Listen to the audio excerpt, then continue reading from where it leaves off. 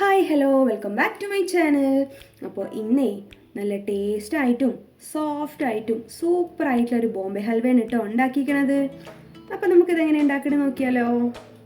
അതിന് വേണ്ടിയിട്ടുള്ള സാധനങ്ങളൊക്കെ ഇവിടെ റെഡിയാക്കി എടുത്ത് വെച്ചിട്ടുണ്ട്. 250 ഗ്രാം കോൺഫ്ലവർ, അതായത് 1 കപ്പ് കോൺഫ്ലവറും അതേ കപ്പ് തന്നെ 2 കപ്പ് പഞ്ചസാരയും, പിന്നെ ലെമൺ ജ്യൂസും, ഹാഫ് ലെമൺ ജ്യൂസാണ്, പിന്നെ ഫുഡ് കളറും, 5 സ്പൂൺ അളവിന് നെയ്യും, പിന്നെ നമ്മുടെ നട്ട്സും, അണ്ടിപ്പരിപ്പും ബദാമും പിസ്തൊക്കെ എടുത്ത് കട്ടാക്കി വെച്ചിട്ടുണ്ട് കേട്ടോ. അപ്പോൾ ഇതൊക്കെയാണ് നമ്മുടെ ഹൽവക്ക് വേണ്ടിയിട്ടുള്ള സാധനങ്ങൾ. ആദ്യം നമുക്കിനി കോൺഫ്ലവർ ഒന്ന് കലക്കിയെടുക്കാം. നമ്മൾ എടുത്തു വെച്ചിരിക്കുന്ന മാവിലേക്ക് അതേ കപ്പ് അളവിൽ തന്നെ 2 കപ്പ് വെള്ളം ഒഴിച്ചു കൊടുക്കാം.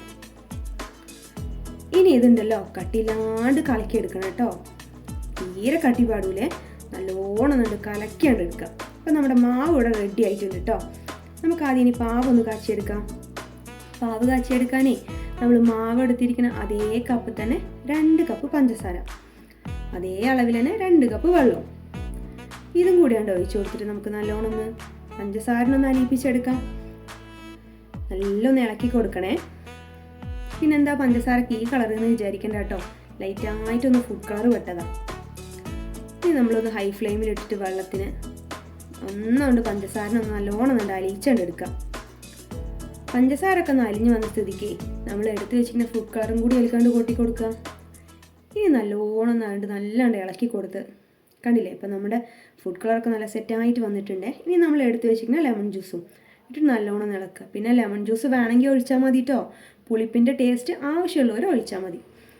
ഇനി അതും നല്ലോണം ഇളക്കി കൊടുത്തതിന് ശേഷം നമ്മൾ എടുത്ത് വെച്ചിരിക്കുന്ന കോൺഫ്ലവർ മാവിൽ കലക്കിയ വെള്ളം ഒഴിച്ചു കൊടുത്ത് നല്ലോണം ഇളക്കുക. പിന്നെ ഇനിയാണ് ടാസ്ക്. കോൺഫ്ലവർ വെള്ളം ഒഴിച്ചു കൊടുത്താൽ പിന്നെ കൈക്ക് നല്ലൊരു എക്സസൈസ് ആയിരിക്കാം. നല്ലോണം ഇളക്കി കൊടുക്കണം. പിന്നെ കളറൊന്ന് ഇച്ചിരി പോരാത്ത സ്ഥിതിക്ക് ഞാൻ കുറച്ചും കൂടി ഫുഡ് കളർ എടുത്ത് കൊടുത്തിട്ടുണ്ട് കേട്ടോ. ഫുഡ് കളർ ഉണ്ട് കുറച്ചും കൂടി കൂട്ടിയപ്പോൾ നല്ല ചന്തക്കാരി ആയിട്ടുണ്ട്. ലൈറ്റായിട്ടൊന്ന് കുറുക്കം തട്ടി വരുമ്പോഴേ 2 സ്പൂൺ അളവിന് നെയ്യ് ഒഴിച്ചു കൊടുത്തിട്ട് നല്ലോണം നല്ല ഇളക്കി കൊടുക്കാം. കണ്ടില്ലേ, നല്ലൊന്ന് കുറുക്കം തട്ടിക്കണ്. കൈ വെക്കാതെ ഇളക്കണം കേട്ടോ, ഇല്ലെങ്കിൽ അടി പിടിക്കും, പിന്നെ ഹൽവൻ്റെ ടേസ്റ്റ് ഉണ്ടാവുകയില്ല. നല്ലോണം ഒന്ന് ഇളക്കി കൊടുക്കുക. ആ നെയ്യൊക്കെ അതിൽ കൂടെ നല്ലോണം ഒന്ന് മിക്സായി നല്ല ടേസ്റ്റ് ഉണ്ടാവും. ഇനി നമ്മൾ എടുത്തു വെച്ചിരിക്കുന്ന ബാക്കി നെയ്യും കൂടി അങ്ങോട്ട് അതിലേക്ക് ഒഴിച്ചു കൊടുക്കാം. ആ നെയ്യിൽ കൂടെ ഉണ്ട് കിടന്നിട്ടുണ്ട് കുളിച്ച് വരുമ്പോൾ ഹൽവൻ്റെ ചന്ത ഉണ്ടല്ലോ നല്ല തിളങ്ങിയും കൊണ്ടിരിക്കും. കണ്ടില്ലേ, നല്ല തിളക്കൊക്കെ തട്ടിയിരിക്കണേ. ഇനി ഇതിലേക്കേ നമ്മൾ കട്ടാക്കി വെച്ച നട്ട്സ് ഉണ്ടല്ലോ, അതിനും കുറേശ്ശെ ഇട്ട് കൊടുത്ത് നല്ലൊന്ന് ഇളക്കി കൊടുക്കുക. ഇനി ഈ ഒരു സമയത്തുണ്ടല്ലോ നമുക്ക് പഞ്ചസാര അളവ് പോരാന്നുണ്ടെന്നുണ്ടെങ്കിൽ നമ്മുടെ ആവശ്യത്തിന് പഞ്ചസാര ഇട്ട് കൊടുത്തിട്ട് നല്ലോണം ഒന്ന് ഒരു 2 മിനിറ്റ് നല്ലോണം ഒന്ന് കുറുക്കിയെടുക്കുക. ഇപ്പോൾ കണ്ടില്ലേ, നമ്മുടെ ഹൽവൊക്കെ നല്ല റെഡി ആയിട്ട് വന്നിട്ടുണ്ട്. നമുക്ക് അടുപ്പ് ഓഫാക്കിയിട്ട് വേറൊരു പാത്രത്തേക്ക് മാറ്റാം. അതിന് ഞാൻ എടുക്കുന്ന പാത്രത്തിൽ 4 പുറം നെയ്യൊക്കെ തടവി കൊടുത്തിട്ടുണ്ട്. എന്നിട്ട് നമ്മൾ കട്ടാക്കി വെച്ച നട്ട്സ് ഉണ്ടല്ലോ അതിനെ ഒന്നാകൊണ്ട് മിക്സ് ആക്കിയിട്ടേ നമുക്ക് ആ പാത്രത്തിന് 4 പുറം ഇട്ട് കൊടുക്കാം. ഒരു ചന്തത്തിനാണ്. അപ്പോൾ നമ്മുടെ ഹൽവൊക്കെ പാത്രത്തിൽ കൊട്ടി റെഡിയാക്കി വെച്ചിട്ടുണ്ട്. ഇനി ഇതൊരു 2 മണിക്കൂർ നമുക്കൊന്ന് റെസ്റ്റ് ചെയ്യാൻ വെക്കാം. നല്ല ചൂടൊക്കെ പോയി നല്ല തണുത്തിട്ട് വരട്ടെ. 2 മണിക്കൂർ കഴിഞ്ഞപ്പോൾ നമ്മുടെ ഹൽവ ഇവിടെ സെറ്റ് ആയിട്ടുണ്ട്. ഇനി നമുക്ക് വേറൊരു പാത്രത്തേക്ക് മാറ്റാം.